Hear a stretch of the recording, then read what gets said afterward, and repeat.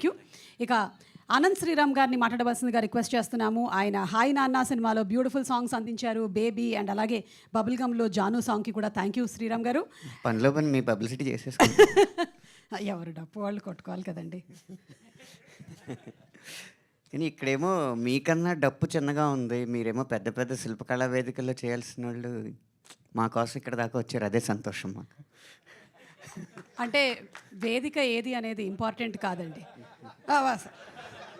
Sir మీరు కూడా మాట్లాడతారా సార్? ఆయన బెహరీన్ నుంచి వచ్చారు. మీ రంగాల్లో అగ్రస్థానంలో ఉన్న రంగస్థలాన్ని ప్రోత్సహించే కథ కోసం ఇంత దూరం వచ్చి ఇక్కడ కూర్చున్న పెద్దలందరికీ, అలాగే రంగస్థలానికి ప్రతినిధులుగా ఉన్న సురభి కుటుంబ సభ్యులందరికీ నా హృదయపూర్వకమైన నమస్కారం. నాకు ఈ సినిమా ఎందుకు ప్రత్యేకం అంటే, నా రచన అనే ఈ వృక్షానికి మూలాలు, వేళ్ళు ఎక్కడున్నాయా అని ఎత్తుక్కుంటే అవి రంగస్థలంలోనే ఉంటాయి. చిన్నప్పుడు సరస్వతి శిశు మందిర్లో చదువుతున్న సమయంలో పౌరాణిక నాటకాలు మా చేత వేయిస్తూ ఉండేవాళ్ళు. అప్పుడు ఆ నాటకాల్లో డైలాగులు, పద్యాలు చెప్తున్నప్పుడు ఈ చెప్తున్న వాడి కంటే చెప్పించిన వాడి కృషి ఎక్కువ ఉంది కదా అని ఆ వయసులో నాకు అనిపించి రచన వైపు నేను మరలడం జరిగింది. నాకు రచన మీద ఆసక్తి కలిగించిన ఆ రంగస్థలానికి ముందుగా నా కృతజ్ఞతలు.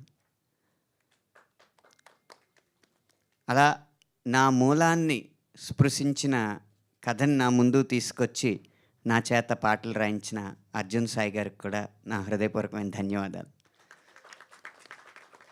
కాకపోతే రంగస్థలం గురించి కానీ, రంగస్థలం నేపథ్యం గురించి కానీ రాసిన పాటలు నావి కాదు. ఇందులో ఎంత కళాకారులకైనా వారికి ముద్దు ముచ్చట ఉంటుంది, ప్రేమ పెళ్ళి ఉంటుంది. కాబట్టి నా చేత ఒక పాట మొదటి ముద్దు గురించి పూర్తిగా ఒక పాట మొదటి ముద్దుని వర్ణించే పాట రాయించారు.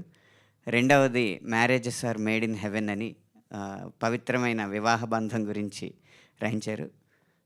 కథ నేపథ్యానికి సంబంధించినది కాకపోయినా ప్రతి మనిషి జీవితంలో ముడిపడి ఉండే ఆ ముద్దు ముచ్చట్లు, ప్రేమలు, పెళ్ళిళ్ళు గురించి రాసి నన్ను కూడా ఈ చిత్రంలో భాగం చేసినందుకు చిత్ర బృందానికి కృతజ్ఞతలు తెలుపుతూ, ఇంత మంచి చిత్రాన్ని ప్రోత్సహించడానికి వారి స్థానాన్ని కూడా పక్కన పెట్టి వచ్చి ఈ సినిమాలో నటించిన ఈ లబ్ధ ప్రతిష్ఠులందరికీ కూడా ఆఖరిగా ధన్యవాదాలు తెలుపుకుంటూ విరమిస్తున్నాను. థ్యాంక్ యూ ఆనంద్ శ్రీరామ్ గారు. ఈరోజు మనకి ఇక్కడ వేదిక చిన్నగా ఉండడం వల్ల ఆయన 2 స్టెప్పులు వేయలేకపోతున్నారు.